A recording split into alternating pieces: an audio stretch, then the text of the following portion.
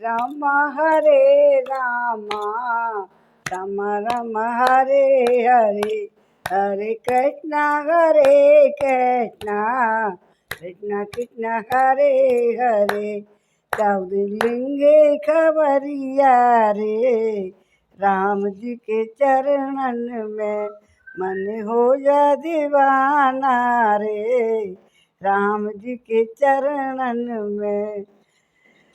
सीताराम कहिए जाई विधि राखे राम ताई विधि रही श्रीमन नारायण नारायण नारायण भजमन नारायण नारायण नारायण गोविंद मेरो है गोपाल मेरो है श्री बांके बिहारी नंदलाल मेरो है बांके बिहारी जय हो तुम्हारी लाला जय हो तुम्हारी जय हो। जय श्री राम जय राम जय राम जय श्री राम। आज किष्किंधा कांड का 43वां सर्ग पढ़ेंगे। पहले अब इसमें है सुग्रीव का उत्तर दिशा में स्थानों का परते देते हुए सतबली आदि बानरों को वहाँ भेजना।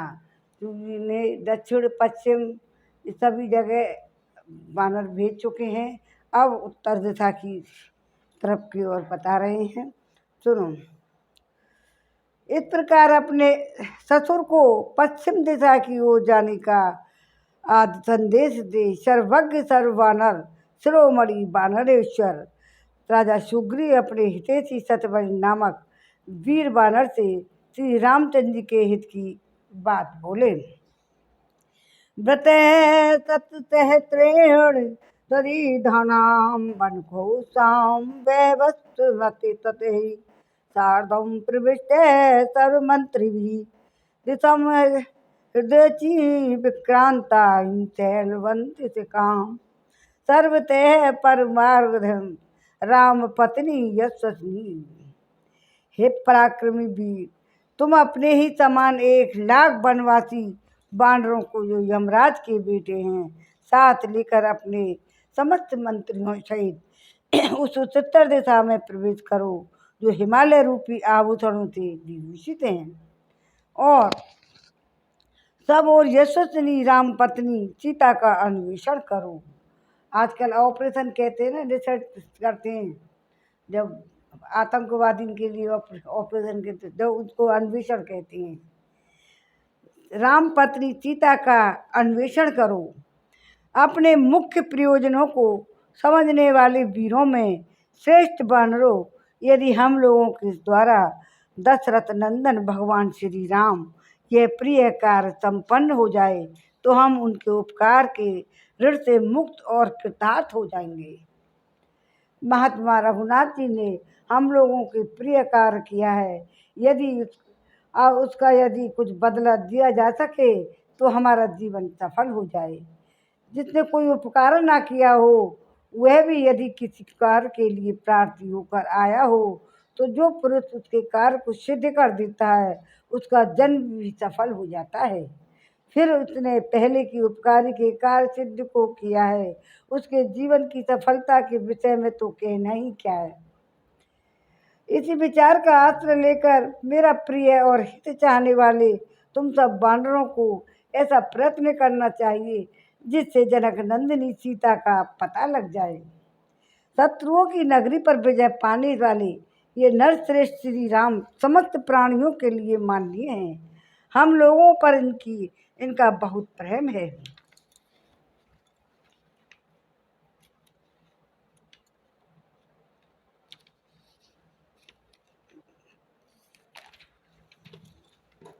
तुम सब लोग बुद्धि और पराक्रम के द्वारा इन अत्यंत दुर्गम प्रदेशों, पर्वतों और नदियों के तटों को जाकर सीता जी की खोज कीजिए।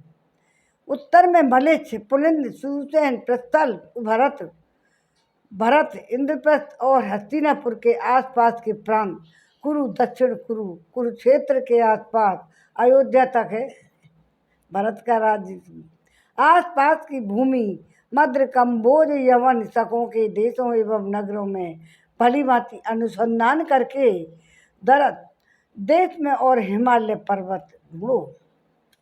पर्वत पर ही सीता जनक नंदिनी सीता जी ढूंढ करके निकालो, खोज करो।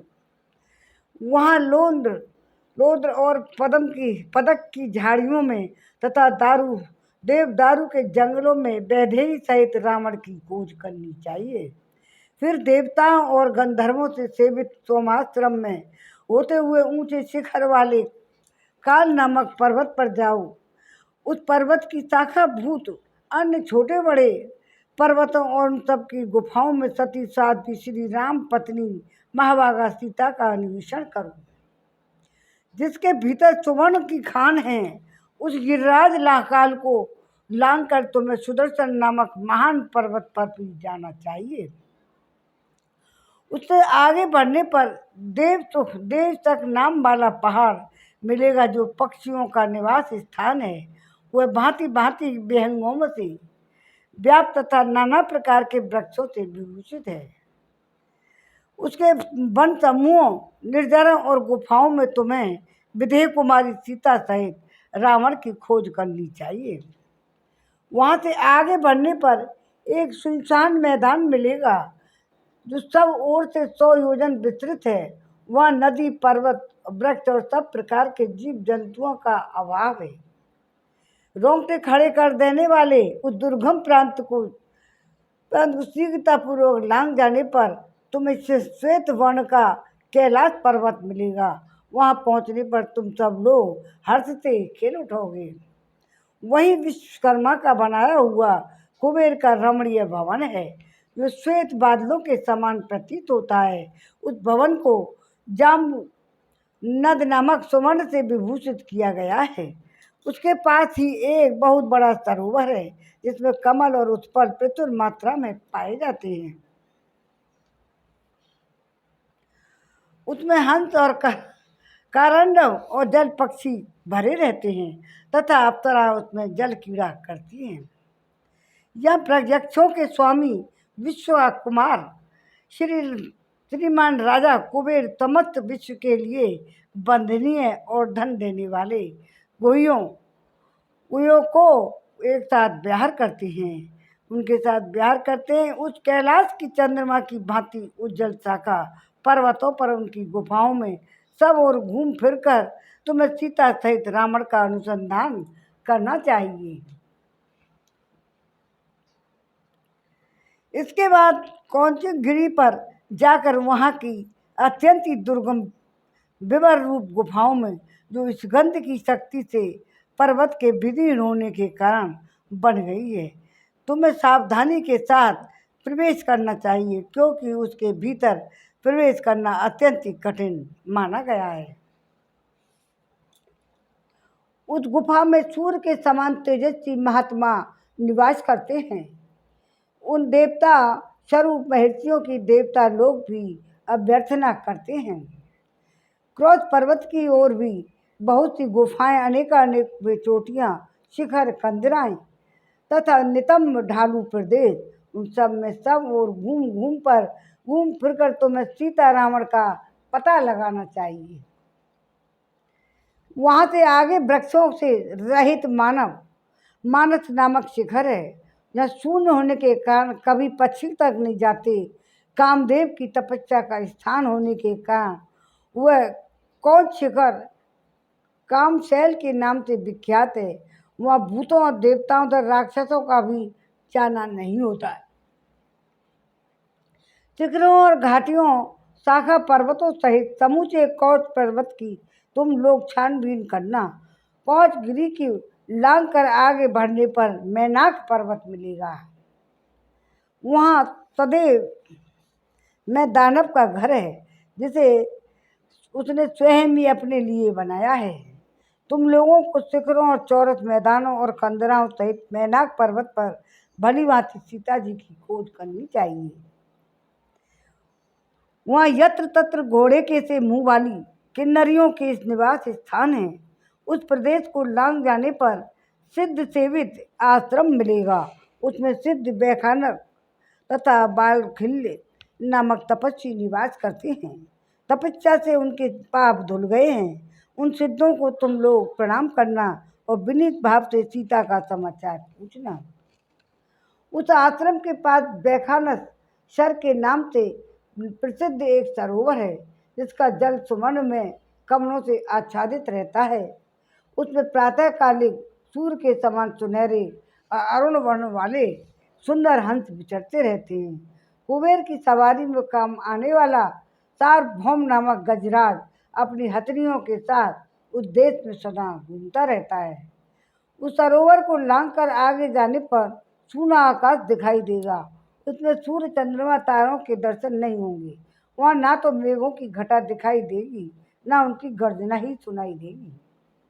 तथापि उस देश में ऐसा प्रकाश छाया होगा मानो सूर्य की किरणों से ही वो प्रकाशित हो रहा है।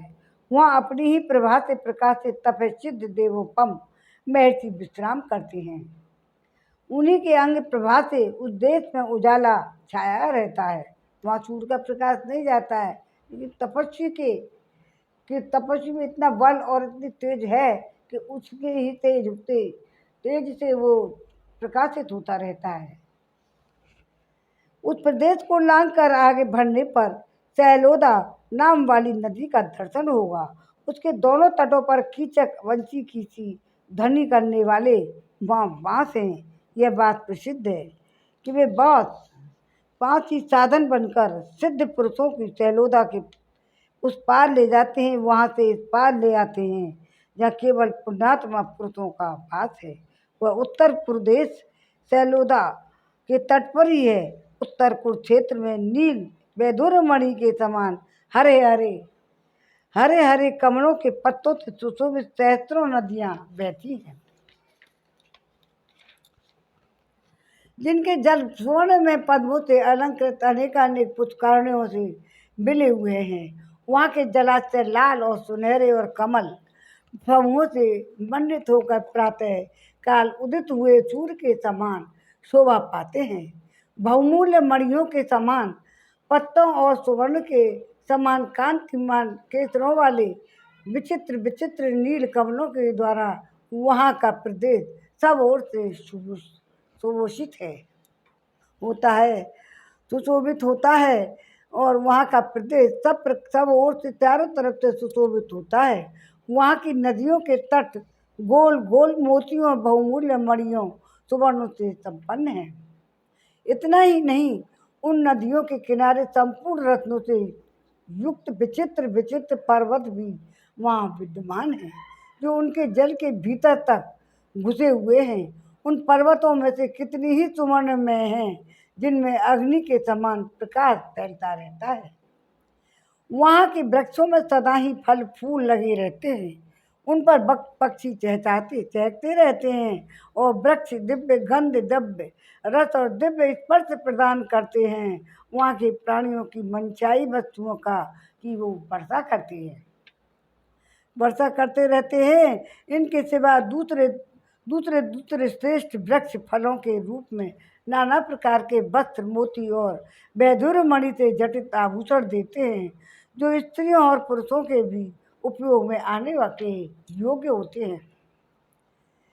दूसरे उत्तम वृक्ष सभी ऋतुओं में सुखपूर्वक सेवन करने योग्य अच्छे फल देते हैं और अन्यान्य सुंदर वृक्ष बहुमूल्य मणियों के समान विचित्र फल उत्पन्न करते रहते हैं। कितने ही अन्य वृक्ष विचित्र बिछौनों से युक्त शैयाओं को ही फलों के रूप में प्रकट करते हैं। मन को प्रिय लगने वाली सुंदर मालाएं भी प्रस्तुत करते हैं। बहुमूल्य पेय पदार्थ भांति भांति के भोजन भी देते हैं तथा रूप और यौवन से प्रकाशित होने वाली सद्गुणवती युवतियों को भी वो जन्म देते हैं। वहाँ सूर्य के समान कांतिमान गंधर्व किन्नर सिद्ध नाग विद्याधर सदा नारियों के साथ वहाँ क्रीड़ा करते रहते हैं। वहाँ निरंतर उत्कृष्ट हास परिहास की ध्वनि से युक्त गीत वाद्य का मधुर घोष सुनाई देता रहता है, जो समस्त प्राणियों के मन को आनंद करने वाला है। वहाँ कोई भी अप्रसन्न नहीं रहता, सभी खुश रहते हैं। किसी का भी बुरे कामों में प्रीति नहीं होती। वहाँ रहने से प्रतिदिन मनोरम गुणों की वृद्धि होती है।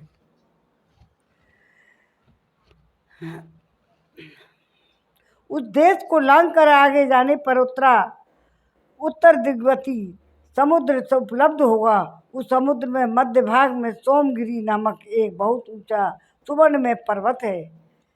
जो लोग स्वर्ग लोक में गए हैं वे इंद्रलोक और ब्रह्मलोक में रहने वाले देवता उस गिरिराज सोमगिरी का दर्शन करते हैं। वह देश सूर्य से रहित है, तो भी सोमगिरी की प्रभा से सदा वहाँ प्रकाशित होता रहता है। तपते हुए सूर्य की प्रभा से जो देश प्रकाशित होते हैं, उन्हीं की भांति उसे सूर्यदेव की शोभा से संपन्न सा जानना चाहिए। वहाँ विश्वात्मा भगवान विष्णु, एकादश रुद्री के रूप में प्रकट होने वाले भगवान शंकर और ब्रह्म ऋषियों से घिरे हुए देवेश्वर ब्रह्मा जी वहाँ निवास करते हैं। तुम लोग उत्तर कुरु के मार्ग में सोमगिरी तक जाकर उसकी सीमा से आगे किसी तरह न बढ़ना। तुम्हारी तरह दूसरे प्राणियों की भी वहाँ गति नहीं है। वह सोमगिरी देवताओं के लिए भी दुर्गम है, अतः उसका दर्शन मात्र करके तुम लोग शीघ्र वहाँ से लौट आना। श्रेष्ठ वानरों, बस उत्तर दिशा में इतनी ही दूर तक तुम वानर जा सकते हो। उसके आगे ना तो सूर्य का प्रकाश है, न ही किसी देश आदि की सीमा ही। अतः आगे भूमि की संबंध में मैं कुछ नहीं जानता। मैंने तो जो जो स्थान बताए हैं उन सब में सीता की खोज करना। जिन स्थानों का नाम नहीं लिया है वहाँ भी ढूंढने का ही निश्चित विचार रखना। अग्नि और वायु के समान तेजस्वी बलशाली वानरों, विदेह नंदिनी सीता के दर्शन के लिए तुम जो कार्य या प्रयास करोगे, उन सब के द्वारा दशरथ नंदन भगवान श्री राम महान प्रिय कार्य संपन्न होगा और उसी से मेरा भी प्रिय कार्य पूर्ण हो जाएगा।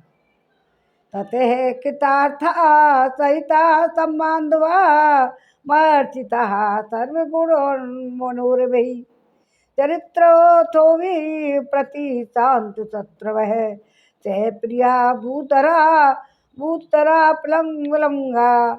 वानरो, श्री रामचंद्र जी का प्रिय कार्य करके जब तुम लौटोगे, श्री रामचंद्र में तब सर्वगुण संपन्न मनोअनुकूल पदार्थों के द्वारा तुम लोगों का सत्कार करूँगा। तत्पश्चात तुम लोग शत्रुहीन होकर अपने हितैषियों और बंधु बांधवों सहित कृतार्थ एवं समस्त प्राणियों को आश्रय देता होकर अपने प्रियतमाओं के साथ सारी पृथ्वी पर सानंद विचरण करूँगी। जय राम सिया राम, जय सिया राम। मंगल भवन अमंगल हारी, द्रवौ सुदशरथ अजर बिहारी। दीन दयाल वृद्ध संभारी, हरनाथ मम संकट बारी। रघुपति राघव राजा राम, पतित पितावर सीताराम। ईश्वर अल्लाह तेरे ही नाम, सबको सन्मत दे भगवान। सीताराम सीताराम सीताराम सीताराम सीताराम सीताराम सीताराम। रघुपति राघव राजा राम, पतित पितावर सीताराम। ईश्वरी अल्लाह तेरे ही नाम, सबको सन्मत दे भगवान। जय बजरंग बली की जय श्री राम। अब 43वां सर्ग पूरा हो गया। किष्किंधा कांड का 44वां सर्ग। श्री राम का हनुमान जी को अंगूठी देकर भेजना। अब श्री राम का काम होने वाला है। विशेषणया तु सुग्रीवो हनुमत्थर्थ मुक्तवान, सेहि तस्मन् हरिश्रेष्ठे निश्चितार्थो अर्थ साधने। सुग्रीव ने हनुमान जी के समक्ष विशेष रूप से सीता के अन्वेषण रूपी प्रयोजनों को उपस्थित किया, क्योंकि उन्हें यह दृढ़ विश्वास था वानर श्रेष्ठ हनुमान जी इस कार्य को जरूर सिद्ध करेंगे। समस्त बानरों के स्वामी सुग्रीव अत्यंत प्रसन्न होकर परम पराक्रमी वायुपुत्र हनुमान इस प्रकार वायुपुत्र हनुमान से इस प्रकार कहा, हे कपिश्रेष्ठ, पृथ्वी, अंतरिक्ष, आकाश, देवलोक अथवा जल में भी तुम्हारी गति का अवरोध मैं कभी नहीं देखता हूँ। असुर, गंधर्व, नाग और मनुष्य, देवता, समुद्र तथा पर्वतों सहित संपूर्ण लोकों का तुम्हें ज्ञान है। हे वीर महाकपे, सर्वत्र अबाधित गति, वेग, तेज और फुर्ती, ये सभी सद्गुण तुम में अपनी महापराक्रमी पिता वायु के समान हैं। इस भूमंडल में कोई भी प्राणी तुम्हारे तेज की समानता करने वाला नहीं है। अतः जिस प्रकार सीता की उपलब्धि हो सके वह उपाय तुम ही सोचो। हनुमान, तुम नीति शास्त्र के पंडित हो। एकमात्र तुम्ही में बल, बुद्धि, पराक्रम, देश काल का अनुसरण तथा नीतिपूर्ण बर्ताव का एक साथ देखे जाते हैं। सुग्रीव की बात सुनकर श्री रामचंद्र जी को यह ज्ञात हुआ कि इस कार्य की सिद्धि का संबंध इसे पूर्ण करने का सारा भार हनुमान पर ही है। उन्होंने स्वयं भी ये अनुभव किया कि हनुमान इस कार्य को सफल करने में समर्थ हैं। फिर वे इस प्रकार मन ही मन विचार करने लगे, सर्वथा निश्चितार्थोम हनुमति हरीश्वर, निश्चितार्थ तरतापि हनुमान कार्य। वानरराज सुग्रीव सर्वथा हनुमान पर ही यह भरोसा किए बैठे हैं कि ये ही निश्चित रूप से हमारे इस प्रयोजन को सिद्ध कर सकते हैं। स्वयं हनुमान भी अत्यंत ही निश्चित रूप से इस कार्य को सिद्ध करने का विश्वास रखते हैं। इस प्रकार कार्यों द्वारा जिनकी परीक्षा कर ली गई है और जो सबसे श्रेष्ठ समझे गए हैं, वे हनुमान अपने स्वामी सुग्रीव के द्वारा सीता की खोज के लिए भेजे जा रहे हैं। इनके द्वारा इस कार्य के फल का उदय, सीता का दर्शन होना निश्चित है। ऐसा विचार करके महातेजस्वी श्री रामचंद्र जी ने कार्य साधना के उद्योग में सर्वश्रेष्ठ हनुमान जी की ओर दृष्टिपात करके अपने को कृतार्थ सा मानते हुए प्रसन्न हो गए। उनकी सारी इंद्रियां मन हर्ष से खिल उठी। तदंतर शत्रुओं को संताप देने वाले श्री राम ने प्रसन्नता पूर्वक अपने नाम के अक्षरों से सुशोभित एक अंगूठी हनुमान जी के हाथ में दी, जो राजकुमारी सीता को पहचान के रूप में अर्पण करने के लिए दी। उन सीता जी पहचानेंगे कैसे कि ये बानर किसका है, कैसे आया है, ये कोई राक्षस तो नहीं है। क्यों वे एक बार धोखा खा चुकी हैं रावण से, फिर दोबारा धोखे खाने की इच्छा उनको नहीं है कि ऐसे धोखा खा जाएं। इसीलिए अंगूठी देकर वे बोले, हे कपिश्रेष्ठ, इस चिन्ह के द्वारा जनक किशोरी सीता को यह विश्वास हो जाएगा कि तुम मेरे पास से ही गए हो। इससे वह भय त्याग कर तुम्हारी ओर देख सकेगी। वीरवर, तुम्हारा उद्योग, धैर्य, पराक्रम, सुग्रीव का संदेश, ये सब मुझे इस बात की सूचना सी दे रहे हैं कि तुम्हारे द्वारा कार्य की सिद्धि अवश्य हुई। भगवान तो अंतर्यामी, सब कुछ जानते, मर्यादा पुरुषोत्तम राम है, मनुष्य लीला कर रहे हैं। वानर श्रेष्ठ अंगूठी लेकर उस मस्तक पर रखा, फिर हाथ जोड़कर श्री वीरवर, तुम्हारा उद्योग, धैर्य, पराक्रम, सुग्रीव का संदेश, ये सब मुझे इस बात की सूचना सी दे रहे हैं तुम्हारे द्वारा कार्य की सिद्धि अवश्य होगी। दोबारा लाइन पढ़ी है। वानर श्रेष्ठ हनुमान ने वह अंगूठी लेकर उस मस्तक पर रखा, फिर हाथ जोड़कर श्री राम के चरणों में प्रणाम करके वे वानर शिरोमणि वहाँ से प्रस्थित हुए। उस समय वीर वानर पवन कुमार हनुमान अपने साथ वानरों की उस विशाल सेना को ले जाते हुए उसी तरह शोभा पाने लगे जैसे मेघ रहित आकाश में विशुद्ध निर्मल मंडल से उपलक्षित चंद्रमा नक्षत्र समूहों के साथ सुशोभित होता है। अब जाते हुए हनुमान की संबोधित करके श्री रामचंद्र जी ने फिर कहा, अत्यंत बलशाली कपिश्रेष्ठ, मैंने तुम्हारे बल का आश्रय लिया है।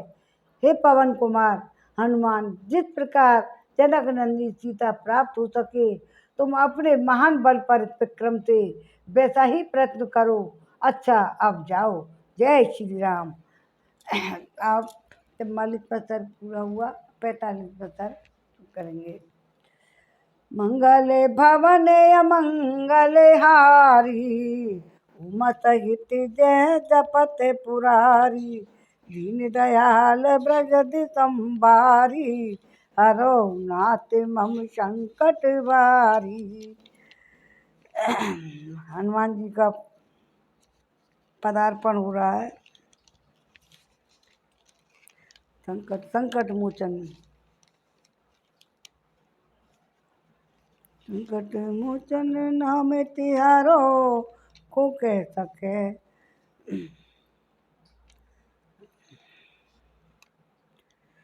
पंजीर अब भगवान राम भी और हम भी जाते भी सब हैं। और थोड़ा सा भजन। बजरंग बली मेरी नाव चली, जरा जल्दी कृपा की लगा देना। बजरंग बली मेरी नाव चली, जैसे पल्ली कृपा की लगा देना। मुझे रोग शोक ने घेर लिया, मेरे कष्ट को नाथ मिटा देना। मैं तो दासी आपका जन्म से हूँ, बालक और शिष्य भी धर्म से हूँ। बेशर्म विमुख निज कर्म से हूँ, नित्य कर्म क्रिया प्रतिशील हूँ। मैं दुर्बल में हूँ, गरीब में हूँ, मैं मेरी बिगड़ी हुई को बना देना। बलिदा के मुझसे निर्भय कर दो, ये शक्ति मेरी अक्षय कर दो। करुणा निधि जन आपका नाम भी है, शरणागति आपका दास भी है। इसके अतिरिक्त यह काम भी है, श्री राम से मोह मिला देना। केसरी के लाल मेरा छोटा सा है काम, केसरी के लाल मेरा छोटा सा है काम। तेरी राम जी से कह देना मेरा जय सिया राम। जय राम, जय सिया राम। अब विभिन्न दिशाओं में जाते, अब 45वां सर्ग। विभिन्न दिशाओं में जाते हुए बानरों का सुग्रीव के समक्ष अपने उत्साह सूचक वचन सुनाना। अब क्या कह रहे हैं? तदंतर बानर शिरोमणि राजा सुग्रीव अन्य समस्त बानरों को बुलाकर श्री रामचंद्र जी की कार्य सिद्धि के लिए उन सबसे बोले, कपिवरो, जैसा मैंने बताया है उसके अनुसार तुम सभी श्रेष्ठ बानरों को इस जगत में सीता जी की खोज करनी चाहिए। स्वामी की इस कठोर आज्ञा को भली भांति समझकर संपूर्ण श्रेष्ठ बानर टिड्डियों के दल की भांति पृथ्वी को आच्छादित करके वहां से प्रस्थित हुए। श्री रामचंद्र जी लक्ष्मण के साथ उस प्रसव गिरी पर भी ठहरे रहे। सीता का समाचार लाने के लिए जो 1 मास की अवधि निश्चित की गई थी उसकी प्रतीक्षा करने लगे। उस समय वीर बानर सतबली ने गिरिराज हिमालय से घिरी हुई रमणीय उत्तर दिशा की ओर शीघ्रतापूर्वक प्रस्थान किया। बानर युद्धपति विनत पूर्व दिशा की ओर गए। कपिगणों के अधिपति पवन कुमार बानर हनुमान जी, तार और अंगद आदि के साथ अगस्त सेवित दक्षिण दिशा की ओर प्रस्थित हुए। बानरेश्वर कपिश्रेष्ठ सुषेण ने वरुण द्वारा सुरक्षित घोर पश्चिम दिशा की यात्रा की। बानर सेना के स्वामी और राजा सुग्रीव संपूर्ण दिशाओं में यथो योग्य बानरों को भेजकर बहुत सुखी हुए और मन ही मन हर्ष का अनुभव करने लगे।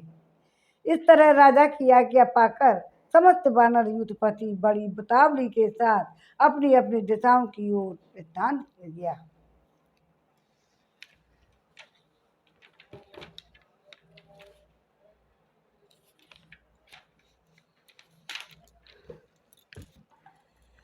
अपने राजा के द्वारा इस प्रकार प्रेरित हो भांति भांति के शब्द करते उच्च स्वर से गरजते, धारते, किलकारियां मारते, दौड़ते और कोलाहल करते हुए कहने लगे, इस हम सीता को हम साथ लाएंगे, रावण का वध कर डालेंगे। युद्ध में यदि रावण मेरे सामने आ जाए तो मैं अकेला ही उस सारे उसको मार गिरा दूंगा। और तत्पश्चात उसकी सारी सेना को मथकर कष्ट एवं भय से कांपती हुई जानकी जी को की सेना को मथकर जानकी जी को सहसा वहाँ से उठा लाऊंगा। आप लोग यहीं ठहरें, मैं अकेला ही पाताल से भी जनक किशोरी को निकाल लाऊंगा। वृक्षों को उखाड़ फेंकूंगा, पर्वतों के टुकड़े टुकड़े कर डालूंगा, पृथ्वी को विदीर्ण कर दूंगा, समुद्र का विक्षुब्ध कर दूंगा डालूंगा। मैं 100 योजन तक कूद सकता हूँ, इसमें संशय नहीं है। मैं 100 योजन से भी अधिक दूर तक जा सकता हूँ। पृथ्वी, धरती, समुद्र, पर्वत, वन और पाताल में भी मेरी गति नहीं रुकती। हर बानर ऐसे ही बोल रहा है। इस तरह के बानर राज सुग्रीव के सभी बल के घमंड से भरे हुए बानर उस समय एक एक करके आते और उनके सामने उपयुक्त बातें कहते करते रहते। जय श्री राम। अब 45वां सर्ग पूरा हुआ। अब 46वां। मंगले भवन मंगले घारी, द्रवौ सुदशरथ अजर बिहारी। दीन दयाल वृद्ध संभारी, हरो नाथ मम संकट भारी। अब 46वां सर्ग। सुग्रीव का श्री रामचंद्र जी को अपने भूमंडल भ्रमण का वृतांत बताना। उन समस्त वानर युद्धपतियों के चले जाने पर श्री रामचंद्र जी ने सुग्रीव से पूछा, सखी तुम समस्त भूमंडल के स्थानों का परिचय कैसे जानती हो? ये जो उत्कंठा हम लोगों को भी हो रही है कि कैसे सुग्रीव को कितना ज्ञान था, भगवान श्री राम ने भी उनसे यही प्रश्न किया। तब सुग्रीव ने विनीत होकर श्री रामचंद्र जी से कहा, भगवान मैं सब कुछ विस्तार के साथ बता रहा हूँ, मेरी बातें सुनिए। यदा तो दुंदवे नाम दानवौ, महिषा कृतम प्रतिकालियते, बाली मलय प्रति पर्वतम, तदा दिवेश महिषो मलय गुहिम प्रति विवेश बाली, तत्रापि मलियम तज्जा। अब बाली अपनी सब कुछ बता रहे हैं, सुनो, आपको भी इंटरेस्ट आएगा, सुनो। जब बाली महिष रूपधारी दानव दुंदुभि उसके पुत्र मायावी का पीछा कर रहे थे, उस समय वह महिष मलय पर्वत की ओर भागा। उस पर्वत की कंदरा में वो घुस गया। वह देख बाली ने उसके वध की इच्छा से उस गुफा के भीतर भी प्रवेश किया। उस समय मैं विनीत भाव से उस गुफा के द्वार पर खड़ा रहा, क्योंकि बाली ने मुझे वहीं रख छोड़ा था। परंतु 1 वर्ष व्यतीत हो जाने पर भी बाली उसके भीतर से नहीं निकला। 1 वर्ष तक वहीं खड़ा रहा मैं। तदंतर वेग पूर्वक बहे हुए रक्त की धारा से उस समय सारी गुफा भर गई। यह देखकर मुझे बड़ा विस्मय हुआ कि मैं भाई के शोक से व्यथित हो उठा। फिर मेरी बुद्धि में यह बात आई कि अब मेरे बड़े भाई निश्चय ही मारे गए हैं। यह विचार पैदा होते ही मैंने उस गुफा के द्वार पर पहाड़ जैसी चट्टान रख दी। सोचा इस शिला से द्वार बंद हो जाने पर मायावी निकल नहीं सकेगा, भीतर ही भीतर घुटकर मर जाएगा। इसके बाद भाई के जीवन से निराश होकर मैं वहाँ किष्किंधापुरी में लौट आया। यहाँ विशाल राज्य तथा रूमा सहित तारा को पाकर मित्रों के साथ में निश्चिंतपूर्वक रहने लगा। तत्पश्चात वानर श्रेष्ठ बाली उस दानव का वध करके आ पहुँचे। उनके आते ही मैंने भाई के गौरव से भयभीत हो राज्य उन्हें वापस कर दिया।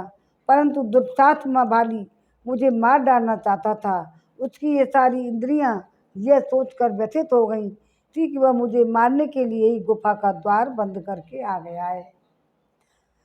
मैं अपनी प्राण रक्षा के लिए मंत्रियों के साथ भागा और बाली मेरा पीछा करने लगा। बाली ने मेरा पीछा करने लगा और मैं जोर जोर से भागता गया। उसी समय मैंने विभिन्न नदियों, वनों और नगरों को देखते हुए सारी पृथ्वी को गाय की खुर की भांति मानकर उसकी परिक्रमा कर डाली। ये कारण था। भागते समय मुझे यह पृथ्वी दर्पण और आलात चक्र के समान दिखाई दी। तदंतर पूर्व दिशा में जाकर मैंने नाना प्रकार के कंदराओं सहित रमणीय पर्वत और भली भांति के सरोवर देखे। वहीं नाना प्रकार के धातुओं से मंडित उदयाचल पर्वत, अप्सराओं के नित्य निवास स्थान क्षीरोद सागर का मैंने दर्शन किया। पंखा बंद करी पर उस समय बाली पीछा करते रहे और मैं भागता रहा। प्रभु, जब मैं यहाँ फिर लौट कर आया तब बाली के डर से पुनः सहसा मुझे भागना पड़ा। उस दिशा को छोड़कर मैं फिर दक्षिण दिशा की ओर प्रस्थित हुआ।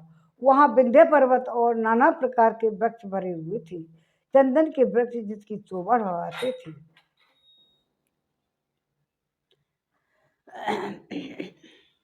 वृक्षों और पर्वतों की ओट में बारंबार बाली को देखकर मैंने पंखा चला जा दक्षिण दिशा को छोड़ दिया तथा बाली के खदेड़ने पर पश्चिम दिशा की शरण ली। वहाँ नाना प्रकार के देशों को देखता हुआ मैं गिरिश्रेष्ठ रास्ता चलता जा पहुँचा। वहाँ पहुँचकर मैं पुनः उत्तर दिशा की ओर भागा। हिमालय, मेरू और उत्तर समुद्र तक पहुंचकर जब बाली के पीछा करने के कारण मुझे कहीं शरण नहीं मिली, तब परम बुद्धिमान हनुमान जी ने मुझसे यह बात कही।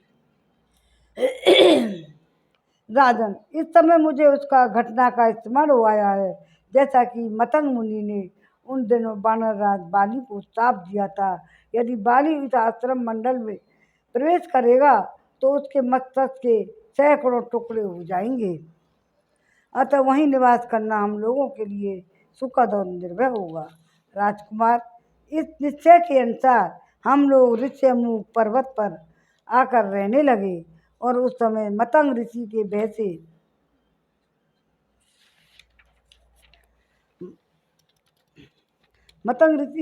बाली ने वहाँ प्रवेश नहीं किया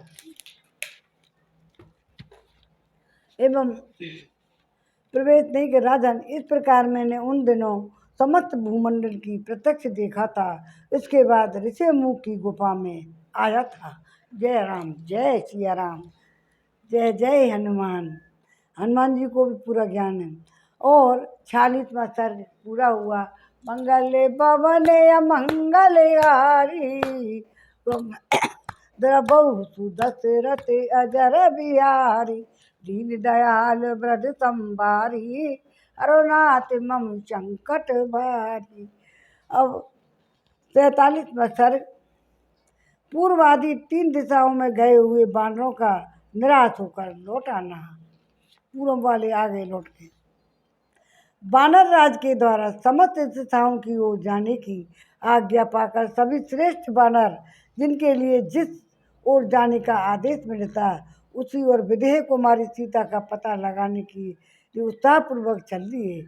वे सरोवर, सरिताओं, लता मंडपों, खुले स्थानों, नगर में तथा नदियों के कारण दुर्गम प्रदेशों में सब ओर घूम फिरकर सीता की खोज करने लगे। सुग्रीव ने जिन्हें जहाँ की आज्ञा दी थी वे सभी वानर युद्धपति अपनी अपनी दिशाओं से आज्ञा दी थी वे सभी वानर युद्धपति अपनी अपनी दिशाओं के पर्वत, वन और काननों सहित संपूर्ण देशों की छानबीन करने लगे। सीता जी का पता लगाने की निश्चित इच्छा मन में लिए वे सब वानर दिन भर इधर उधर अन्वेषण करते हुए रात दिन समय में किसी नियत स्थान पर एकत्र हो जाते थे। सारे दिन भिन्न भिन्न दिशाओं में घूम फिरकर वे बानर सभी ऋतुओं में फल देने वाले वृक्षों के पास जाकर रात को वहीं सोयाते और विश्राम किया करते थे। जान के दिन को पहला दिन मानकर 1 मास पूर्ण होने तक वे श्रेष्ठ बानर निराश हो लौट आए और बाल कपिराज सुग्रीव से मिलकर कृष्णगिरी पर ठहर गए और महाबली विनत अपने मंत्रियों के साथ पहले बताए अनुसार पूर्व दिशा में खोज करके वहाँ सीता को ना पाकर किष्किंधा लौट आए। महाकपि सतबली सारी उत्तर दिशा की छानबीन करके भयभीत हो तत्काल सेना सहित किष्किंधा आ गए। बाणों सहित सुषेण भी पश्चिम दिशा का अनुसंधान करके वहां सीता को न पाकर 1 मास पूर्ण होने पर सुग्रीव के पास आ गए। प्रतापगढ़ पर श्री रामचंद्र जी के साथ बैठे हुए सुग्रीव के पास आकर सब बानरों ने उन्हें प्रणाम किया और इस प्रकार कहा, राजन, अपने हमने समस्त पर्वत घने जंगल समुद्र पर्यंत नदियां संपूर्ण देश आपकी बताई हुई सारी गुफाएं लता विताओं से व्याप्त हुई झाड़ियां भी खोज डाली हैं। तो घने वनों और विभिन्न देशों और दुर्गम स्थानों और ऊंची नीची भूमियों में भी ढूंढा है। बड़े बड़े प्राणियों की भी तलाशी ली, उन्हें मार डाला। जो जो प्रदेश बने दुर्गम जान पड़े वहाँ बारंबार खोज की, किंतु कहीं भी सीता जी का हमको पता नहीं लगा। से मैथिली ज्ञास्यति वानरेंद्र इत्याए दिशे तू व्यामेव गता तू सीता तामास्थितो वायुसुतो हनुमान। वानरराज वायुपुत्र हनुमान परम शक्तिमान और कुलीन है। वे ही मिथिलेश कुमारी का पता लगा सकेंगे, क्योंकि वे उसी दिशा में गए हैं और जिधर सीता गई है। जय राम, जय सिया राम। 47वां सर्ग पूरा हुआ। अब 48वां सर्ग किष्किंधा कांड का 48वां सर्ग। मंगल भवन अमंगल हारी उमा सहित जय जपत पुरारी। दीन दयाल व्रत संभारी हरनाथ मम संकट भारी। हरे राम राम राम हरे हरे, हरे कृष्ण कृष्ण कृष्ण हरे हरे। कौलिंगे खबरिया रे, राम जी के चरणन में मन हो जा दीवाना रे, राम जी के चरणन में। दक्षिण दिशा में गए हुए बानरों का सीता जी की खोज करना ये 48वें सर्ग में है। उधर तार और अंगद के साथ हनुमान जी सहसा सुग्रीव के बताए हुए दक्षिण दिशा की ओर चले। उन सभी श्रेष्ठ बानरों के साथ बहुत दूर का रास्ता तय करके विंध्याचल पर्वत पर गए। वहाँ की गुफाओं, जंगलों, पर्वत शिखरों, नदियों, दुर्गम स्थानों पर, सरोवर में बड़े बड़े वृक्ष, झाड़ियाँ और भांति भांति के पर्वतों, वनों में, वृक्षों में सब वो ढूंढते फिरे, परंतु वहाँ समस्त वीर वानरों ने मिथिलेश कुमारी जनक नंदिनी सीता को कहीं भी नहीं देखा। वे सभी दुर्धर्ष वीर नाना प्रकार के फल मूल भोजन करते हुए सीता को खोजते हुए जहाँ तहाँ ठहर जाया करते। विंध्याचल पर्वत के आसपास महान देश बहुत सी गुफाओं, घने जंगलों से भरा था। इससे वहाँ जानकी को ढूंढने में बड़ी कठिनाई होती थी।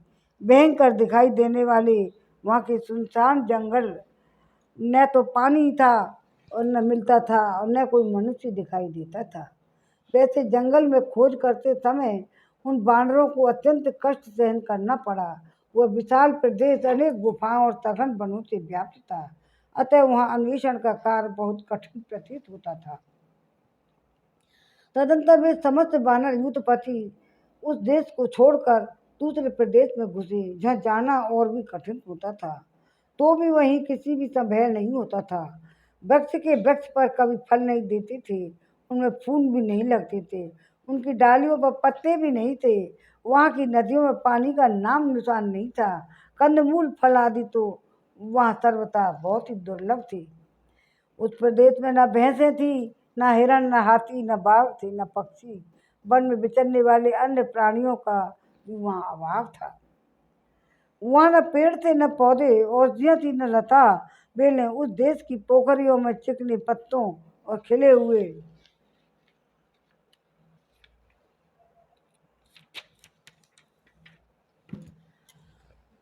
फूलों से युक्त कमल भी नहीं थे, इसलिए न तो वे देखने योग्य थी, न ही सुगंध छा रही थी, न ही वहाँ भौरे गुंजार करते थे।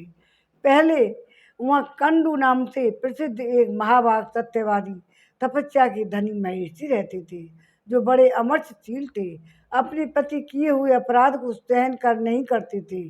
शौच संतोष आदि नियमों का पालन करने के कारण उन महेशी को कोई तिरस्कृत या पराजित नहीं कर सकता था। उस वन में उनका एक बालक पुत्र, जिसकी अवस्था 10 वर्ष की थी, किसी कारण से मर गया। इससे वह कुपित होकर भी महामुनि उस वन के जीवन का अंत करने के लिए उद्यत हो गए थे, तैयार हो गए थे। उन धर्मात्मा महेशियों ने उस समूचे विशाल वन को वहाँ से साफ दे दिया, जिससे वह आश्रयहीन, दुर्गम तथा पशु पक्षियों से वह शून्य हो गया। इस यही कारण था कि वहाँ कोई नहीं था। वहाँ सुग्रीव का प्रिय करने वाले उन महामनुष्य बानरों ने उस वन के सभी प्रदेशों और पर्वतों की कंदराओं में, नदियों में, उद्विग्न स्थानों में एकाग्रचित्त होकर अनुसंधान किया, परंतु वहाँ भी उन्हें जनक नंदिनी सीता अथवा उनका अपहरण करने वाले रावण का भी कुछ पता नहीं चला। तत्पश्चात लताओं और झाड़ियों से व्याप्त हुए दूसरे किसी भयंकर वन में प्रवेश करके उन अनुमान आदि बानरों ने भयानक कर्म करने वाले एक असुर को देखा, जिसे देवताओं से कोई भय नहीं था। वह घोर निशाचर को पहाड़ के समान सामने खड़ा देख सभी बानरों ने अपने ढीले ढाले वस्त्रों को अच्छी तरह कस लिया और सबके सब उस पर्वताकार असुर को भिड़ने को तैयार हो गए। उधर वह बलवान असुर भी उन सब बानरों को देखकर बोला, अरे आज तुम सभी मारे गए। इतना कहकर वह अत्यंत कुपित हुआ, बंधा हुआ मुक्का तानकर उनकी ओर दौड़ा। उसे सहसा आक्रमण करते देख बाली पुत्र अंगद ने समझा कि यही रावण है, अतः उन्होंने आगे बढ़कर उसे एक तमाचा झड़ दिया और बाली पुत्र के मारने पर असुर मुंह से रक्त बमन करता हुआ फटकर गिरे हुए पहाड़ की भांति पृथ्वी पर आ पड़ा और उसके प्राण पखेरु उड़ गए। तत्पश्चात विजय उल्लास से सुशोभित होने वाले बानर प्राय वहाँ की सारी पर्वतीय गुफाओं में अनुसंधान करने लगे। जब वहाँ की सारे प्रदेश में खोज कर ली गई, तब भी वहाँ वनवासी बानरों ने किसी दूसरी पर्वतीय कंदरा में प्रवेश किया, जो पहले की अपेक्षा भी और भी भयानक थी। उसमें भी ढूंढते ढूंढते वे थक गए, निराश होकर निकल आए। फिर तब के सब एकांत स्थान में एक वृक्ष के नीचे खिन्न चित्त से होकर बैठ गए। अब 48वां सर्ग पूरा हुआ। मंगल भवन अमंगल हारी, उद्धव दशरथ अजर बिहारी। दीन दयाल वेदितम बारी, हरनाथ मम संकट हारी। हरे कृष्णा कृष्णा कृष्णा हरे हरे। लिंगे खबरिया रे, राम जी के चरणन में। इस सर्ग छोटे छोटे हैं, एक एक सर्ग। अंगद और आवे 49वां सर्ग। 49वां सर्ग। अंगद और गंधमादन के आश्वासन देने पर बानरों का पुनः उत्साहपूर्वक अन्वेषण कार्य में फिर प्रयुक्त होना। विवर्त हो गए। तदंतर परिश्रम से थके हुए महाबुद्धिमान अंगद संपूर्ण बानरों को आश्वासन देकर धीरे धीरे इस कार्य के लिए कहने लगे। बनानी गृहो नद्यो दुर्गाणी गहनानि च, दरी गिरुवा क्षेत्र विचिता सर्व मंत्रते। तत्र तत्र सहा महाभाजिनाम की न दृश्यते। तुदरक्ष प्रकर्ता च सतया सुकृति। हम लोगों ने वन, पर्वत, नदियाँ, दुर्गम स्थान, घने जंगल, कंदरा, हमें सारी गुफाएं भीतर प्रवेश करके अच्छी तरह देख लिए, परंतु उन स्थानों में हमें न तो जानकी दर्शन हुए, न उनका अपहरण करने वाला वह पापी राक्षस ही मिला। हमारा समय भी बहुत बीत गया। राजा सुग्रीव का शासन बड़ा भयंकर है, अतः आप लोग मिलकर पुनः सब ओर सीता की खोज आरंभ करें। आलस से शोक और आई हुई निंद्रा का परित्याग करके इस प्रकार ढूंढेंगे जिसमें हमें जनक कुमारी मिल जाए, सीता का दर्शन हो सके।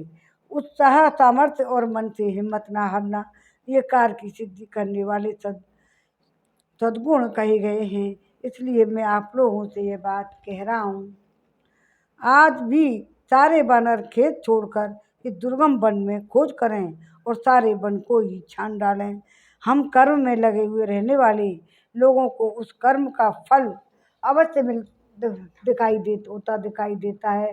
अतः अत्यंत खिन्न होकर उद्योग को छोड़ बैठना कदापि उचित नहीं है। ये अंगद ने ऐसा शब्द बोले सबको। सुग्रीव क्रोधी राजा है, उनके दंड भी बड़ा ही कठोर होता है। हे बानरों, उनसे तथा महात्मा श्री राम से आप लोगों को सदा डरते रहना चाहिए। आप लोगों की भलाई के लिए ही मैंने ये बातें कही हैं। यदि अच्छी लगी हो तो आप उन्हें स्वीकार करें, अथवा बानरों जो सबके लिए उचित हो वही कार्य आप लोग बतावें। अंगद की ये बात सुनकर मादन ने प्यास और थकावट से शिथिल हुई स्पष्ट वाणी में कहा, बानो, युवराज अंगद ने जो भी बात कही है वह आप लोगों के योग्य, हितकर और अनुकूल है। अतः सब लोग उनकी कथा अनुसार कार्य करें। हम लोग उन्हें पुनः पर्वतों, कंदराओं और शिलाओं, निर्जन वनों, पर्वतीय झरनों की खोज करें। जब हम पढ़ने वाले, हम जिन रामायण को पढ़ रहे हैं, हमारे ही गले सूख रहे हैं, वो तो बेचारे डोल डोल के घूम रहे हैं। इतनी जब से कि 1 महीना हुआ आया उनको घूमते घूमते, और तो उनको क्या हालत हो रही होगी। तो और सुनने वालों को भी तो ऐसा लग रहा होगा कि बहुत बोर हो गए। महात्मा सुग्रीव ने जिन स्थानों की चर्चा की थी उन सब में वन और पर्वतीय दुर्गम प्रदेशों में सब बानर एक साथ होकर खोज आरंभ करें। यह सुनकर महाबली बानर उठ खड़े हुए और विंध्य पर्वत की ओर कारणों से व्याप्त दक्षिण दिशा में फिर कई स्थान पर जाने लगे। सामने शरद ऋतु के बादलों के समान शोभाशाली रजत पर्वत दिखाई दिया, जिसमें अनेक शिखर और कंदराएं थी। वे सब बानर उस पर चढ़कर खोजने लगे। सीता के दर्शन को इच्छा रखने वाले वे सभी श्रेष्ठ बानर वहाँ के रमणीय लोधवन में और सप्तपर्ण चितवन के जंगल में उनकी खोज करने लगे। उस पर्वत के शिखर पर बड़े चढ़े हुए वे महापराक्रमी बानर ढूंढते ढूंढते थक गए, परंतु श्री रामचंद्र जी की प्यारी रानी सीता का दर्शन न हो पा सके।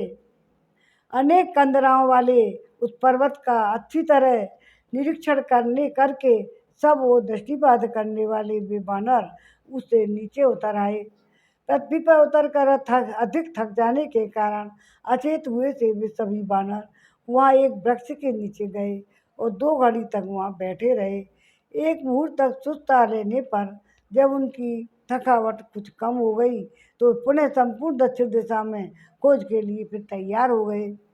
और हनुमान आदि सभी श्रेष्ठ बानर सीता के अन्वेषण के लिए प्रस्थित हुए वो पहले विंध्य पर्वत की ओर चारों ओर विचरने लगे। जय राम, जय सिया राम। मंगल भवन मंगल हारी, देवौ सुदशरथ अजर बिहारी। दीन दयाल व्रत संभारी, हरौ नाथ मम संकट भारी। 49वां सर्ग पूरा हुआ। अब 50वां सर्ग किष्किंधा कांड का। इसमें है भूखे प्यासे बानरों का एक गुफा में घुसकर वहाँ दिव्य वृक्ष, दिव्य सरोवर, दिव्य भवन तथा एक वृद्धा तपस्वी को वहाँ देखना और हनुमान जी का उससे उसका परिचय पूछना। जय राम, जय सिया राम। हनुमान जी तार और अंगद के साथ मिलकर विंध्यागिरी गुफाओं में और घने जंगलों की में सीता जी की ढूंढने लगे। उन्होंने सिंह और बाघों से भरी हुई कंदराओं तथा उसके आसपास भूमि को भी छान डाला। गिरिराज विंध्य पर्वत पर जो बड़े बड़े झरने और दुर्गम स्थान थे वहाँ वो अन्वेषण किया। घूमते फिरते हुए तीनों बानर उस पर्वत के नैऋत्य कोण वाले शिखर पर जा पहुँचे। वहीं रहते हुए उनका वह समय वहाँ सुग्रीव निश्चित किया था वह बीत गया। गुफाओं और जंगलों से भरे हुए उस महान प्रदेश में सीता जी को ढूंढने का काम बहुत ही कठिन था। तो भी वहाँ वायुपुत्र हनुमान जी सारे पर्वत को छानबीन करने लगे। फिर अलग अलग एक दूसरे से थोड़ी ही दूर पर रहकर गज, गवाच, गवय, सरभ, गंध, मादन, मेंद, द्विविध, हनुमान, जामवान, युवराज, अंगद तथा वनवासी बानर तार ये तब दक्षिण दिशा में जो पर्वतमालाओं से घिरे हुए थे माता की खोज करने लगे। खोदते खोदते उन्हें वहाँ एक गुफा दिखाई दी जिसका द्वार बंद नहीं था। उसमें उन्होंने उसमें प्रवेश किया। अब सुनो अच्छी तरह। वो बहुत कठिन था। वह गुफा रिक्शाभिल नाम से विख्यात थी। एक दाना उसकी उसकी कक्षा में रहता था। बानरों को भूख प्यास सता रही थी। वे बहुत थक गए थे और पानी पीना चाहते थे। अब ये यार एक और पता। अतः लता और वृक्षों से आच्छादित विशाल गुफा की ओर वे देखने लगे। इतने में ही उसके भीतर से कौन से हंस और सारस जल से भीगे हुए चक्रवाक पक्षी जिनके अंग कमलों के पराग से रक्तवर्ण हो रही थी और बाहर निकले। तब उस सुगंधित और दुर्लंघ गुफा के भीतर जाकर सभी श्रेष्ठ बानरों का मन आश्चर्य से चकित हो उठा। उस बिल के अंदर उन्हें जल होने का संदेह हुआ। वे महाबली और तेजस्वी बानर बड़े हर्ष से भरकर उस गुफा के भीतर गए जो नाना प्रकार से जंतुओं से भरी हुई तो दैत्यराज के निवास स्थान पाताल के समान भयंकर प्रतीत होती थी। वो इतनी भयानक थी कि उसकी ओर देखना कठिन जान पड़ता था। उसके भीतर घुसना सर्वथा कष्ट साध्य था। उस समय पर्वत शिखर के समान प्रतीत होने वाले पवन पुत्र हनुमान जी जो दुर्गम वन के ज्ञाता थे उन घोर बानरों से बोले, बंधुओं, दक्षिण दिशा के प्रदेश देश प्राय पर्वतमालाओं से घिरे हुए हैं और मिथिलेश कुमारी सीता को खोजते खोजते हम सब लोग बहुत थक गए हैं किंतु कहीं भी हमें उनके दर्शन नहीं हुए हैं। सामने की इस गुफा में हंस, कौच, सारस और जल से भीगे हुए चकवे सब ओर निकल रहे हैं। अतः निश्चय ही इसमें पानी का कुआं अथवा कोई जलाशय होना चाहिए। तभी इस गुफा के द्वारवर्ती वृक्ष हरे भरे हैं।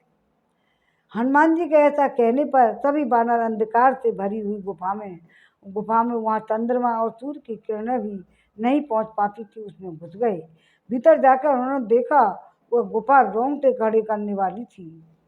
उस बिल से निकलते हुए उन सिंहों और मृगों और पक्षियों को देखकर श्रेष्ठ बानर अंधकार से आच्छादित हुई इस गुफा में प्रवेश करने लगे। उनकी दृष्टि कहीं अटकती नहीं थी। उनका तेज और पराक्रम भी अवरुद्ध नहीं होता था। उनकी गति वायु के समान थी। अंधकार में भी उनकी दृष्टि काम कर रही थी। वे श्रेष्ठ बानर उस बिल के वेग पूर्वक घुस गए। भीतर जाकर उन्होंने देखा कि वह स्थान बहुत ही उत्तम, प्रकाशमान और मनोहर था। नाना प्रकार के वृक्षों से भरी हुई उस भयंकर गुफा में वे एक योजन तक और एक दूसरे को पकड़े हुए गए। प्यास के मारे उनकी चेतना लुप्त सी हो रही थी। वे जल पीने के लिए उत्सुक होकर घबरा गए थे और कुछ काल तक आलस्य रहित हो उस बिल में लगातार आगे बढ़ते गए। वे दानव वीर जब दुर्बल, खिन्न वदन और शांत होकर जीवन से निराश हो गए तब उन्होंने वहाँ प्रकाश दिखाई दिया। तदंतर उस अंधकार से प्रकाशपूर्ण देश में आकर उन सौम्य बानरों ने वहाँ अंधकार रहित वन देखा जहाँ के सभी वृक्ष सुवर्ण में थे और उनसे अग्नि के समान प्रभा निकल रही थी। साल, ताल, तमाल, नाग, केसर, अशोक, धव, चंपा, नाग वृक्ष और कनेर वे सभी वृक्ष फल फूलों से भरे हुए थे। विचित्र सुवर्ण में गुच्छे और लाल लाल पल्लव मानो उन वृक्षों के मुकुट थे। उनमें लताएं लिपटी हुई थी तथा वे अपने फल स्वरूप सुवर्ण में आभूषणों से भूषित थे। वे देखने में प्रातःकालिक सूर्य के समान जान पड़ते थे। उनके नीचे वैदुर्य मणि की बेदी बनी हुई थी। सुवर्ण में वृक्ष अपने दीप्तमान स्वरूप से ही प्रकाशित हो रहे थे। वह नील बैदुर मणि की सी कांति वाली पद्म लताएं दिखाई देती थी जो पक्षियों से आवृत थी। ऐसे सरोवर भी देखने को आए मिले जो बाल सूर्य की सी आवा वाले विशाल और कांचन वृक्षों से घिरे हुए थे। उनके भीतर सुनहरे रंग के बड़े बड़े मत्स्य शोभा पाते थे। वे सरोवर सुवर्ण में कमलों से सुशोभित तथा स्वच्छ जल से भरे हुए थे। बानरों ने वहाँ सब और सोने चांदी के बने हुए बहुत से श्रेष्ठ भवन देखे जिनकी खिड़कियाँ मोती की जालियों से ढकी थी। उन भवनों में सोने के जंगले लगे हुए थे। सोने चांदी के ही विमान भी थे। कोई घर सोने के बने हुए थे तो कोई चांदी के। कितने ही गृह पार्थिव वस्तुआं ईंट पत्थर लकड़ी आदि से निर्मित हुए उनमें बैदुर मणि भी जड़ी गई थी। वहाँ के वृक्षों से फूल फल लगे थे। वे वृक्ष मूंगे और मणियों के समान चमकीले थे। उन पर सुनहरे रंग के भौरे मंडरा रहे थे। वहाँ के घरों में सब और मधु संचित थे। मणि और सुवर्ण से जटित विचित्र पलंग तथा आसन और सजा कर रखे गए थे। वे अनेक प्रकार के विशाल थे। बानरों ने जब देखा इतनी ऐसी गुफा में कितनी सुंदर सुंदर आसन घर बने हुए हैं। वहाँ ढेर के ढेर सोने और चांदी और कांस फूल और के पात्र रखे हुए हैं। अगरू और दिव्य चंदन की राशियाँ सुरक्षित थीं। पवित्र भोजन के समान वहाँ फल फूल मूल भी विद्यमान थे। बहुमूल्य सवारियाँ सरस मधु महामूल्यवान दिव्य वस्त्रों के ढेर विचित्र कम्बल तथा कालीनों की राशियाँ तथा मृग चर्मों के समूह जहाँ की तहाँ रखे हुए थे। ये सब अग्नि के समान प्रभा से उद्दीप्त हो रहे थे। बानरों ने वहाँ चमकीली सुवर्ण के ढेर भी देखे। इतनी वहाँ शॉर्ट रूप में कहा गया है रामचरितमानस में। अभी मैं पूरा डिटेल में कहा है। उस गुफा में जहाँ जहाँ खोज करते हुए महातेजस्वी शूरवीर बानरों ने थोड़ी सी दूर पर किसी स्त्री को भी देखा। वो बलकल और काल मृग चर्म पहनकर नियमित आहार करती तपस्या में संलग्न थी। अपने तेज से दिप रही थी और बानरों ने वहाँ उसे बड़े ध्यान से देखा। आश्चर्यचकित होकर सब ओर खड़े रहे। उस समय हनुमान जी ने उससे पूछा, देवी तुम कौन हो, किसकी गुफा है? तो पर्वत के समान विशाल काय हनुमान जी ने हाथ जोड़कर उस वृद्धा तपस्विनी को प्रणाम किया और पूछा, देवी तुम कौन हो? यह गुफा और ये भवन तथा ये रत्न किसके हैं, ये हमें बताओ। जय राम, जय सिया राम। 50वां सर्ग पूरा हुआ। अब कल पूछेंगे। चलो आज कर दो। आरती श्री रामायण जी की कीरति कलित ललित सिय पी की। आरती श्री रामायण जी की कीरति कलित ललित सिय पी की। गावत ब्रह्मादिक मुनि नारद वाल्मीकि विज्ञानी विशारद। सुख सनकादिशेष अरु सारद वरन पवन सुत कीरतनी की। आरती श्री रामायण जी की संतन गावत शंभु भवानी। असुगट संभव मुनि विज्ञानी व्यास आदि कवि पुंज बखानी। काक भुसंड गरुण के अहिय की। आरती श्री रामायण जी की चारों वेद पुराण अष्ट छहों होड़ सब ग्रंथन को रस तन मन धन संतन को सर्वस सारा संत समत सब की। आरती श्री रामायण जी की कलिमल हरन विषय रफ फीकी। सुभग सिंगार मुक्ति जुवती की। सरन रोग भव भूरि अमी की। तात मात सब विधि तुलसी की। आरती श्री रामायण जी की कीरति कलित ललित सिय पी की। बोल सियापति रामचंद्र की जय। जय श्री राम।